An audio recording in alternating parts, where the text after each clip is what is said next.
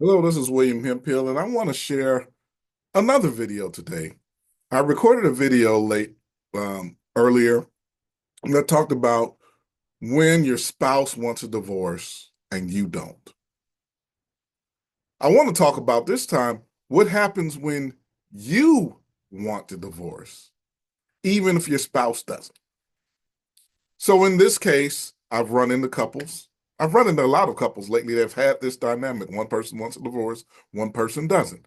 And so I've had to do some work to help people navigate those areas.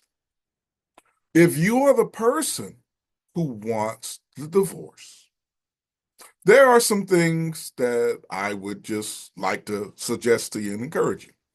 One, you probably need to know why you want a divorce and be able to clearly state it.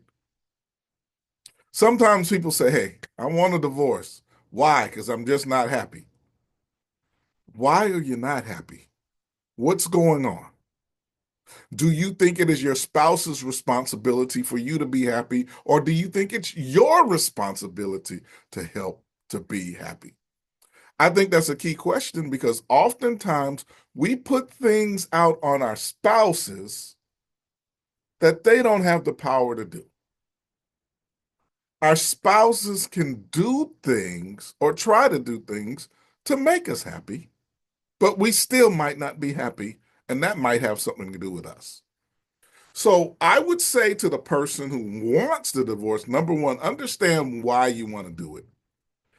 Two, I would say get some individual therapy to understand your triggers, your buttons, and your reactions. In other words, what goes on inside of your heart when you and your spouse gets conflict? And why I say that's important to know and to get healing from is because if you don't do that work, if you get remarried, you're going to run into the same pattern again. I know a story of a guy who actually attended three marital intensives.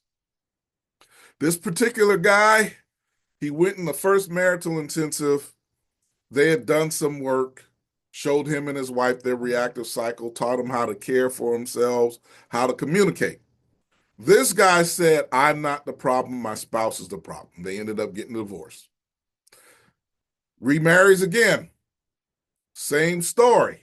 Goes to an intensive, does the work, but then says, hey, I'm not the problem, my wife is the problem. They get a divorce. Third intensive, he says, you know what? I better take this seriously and I better look at my triggers, look at my reactions and learn how to do some work because the one thing these three marriages had in common was me.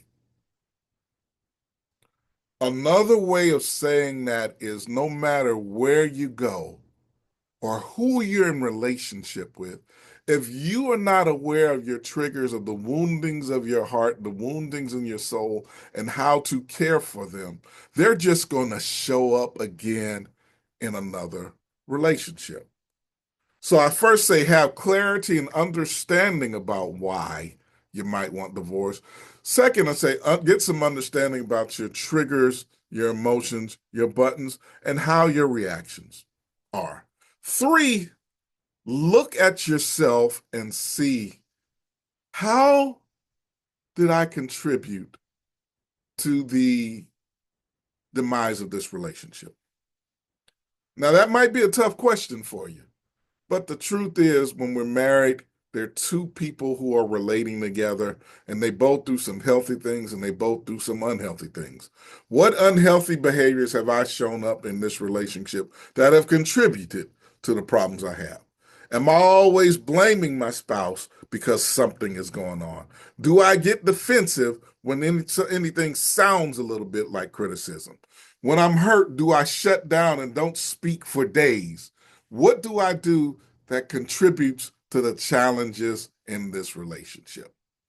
So you want to examine yourself. And then number four, before you break up, I would still encourage you to look at marital counseling. And here's why that's important. Sometimes it's a matter of learning how to break the destructive patterns we have in our relationships. In other words, learning how to break the reactive cycle or stop the reactive cycle instead of trying to solve problems when we're in the midst of conflict. Learning how to communicate with each other and being vulnerable with each other in an emotionally safe manner instead of being in shutdown mode and not talking to each other for a week. Sometimes it's a matter of learning how to do something different, something that maybe our parents and loved ones did not do. And I like to say, it would be a shame to end a relationship without equipping yourself on how to have a good relationship.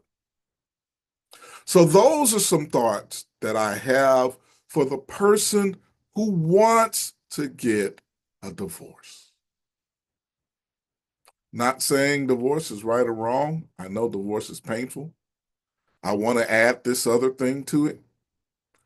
If you're getting divorced, don't use your children as a weapon, because the worst thing you can do for your children's mental health is to try to pit them against the other parent that they also love very much. And if you are parenting with the person you're divorcing from, you're still going to need to get healthy so you can show up with integrity, because you're both still are going to have to parent your child or children. So these are just some thoughts that I have today for the person who is looking at getting divorced when their spouse doesn't want to. I hope this blesses you, and I hope it helps you. Take care. Have a blessed day.